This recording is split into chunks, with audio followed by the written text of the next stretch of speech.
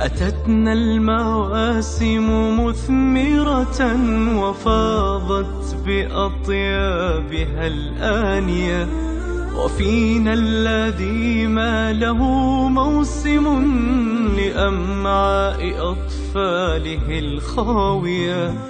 تطيب القناعة في يده ولا تنحني نفسه السامية. تطيب القناعة في يده ولا تنحني نفسه السامية.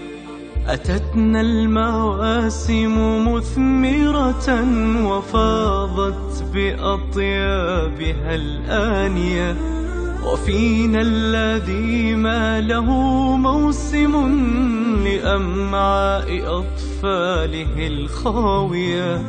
تطيب القناعة في يده ولا تنحني نفسه السامية.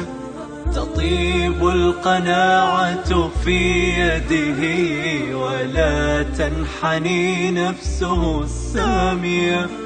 فهل أينعت يدنا مرة وأهدت له لمسة حانية؟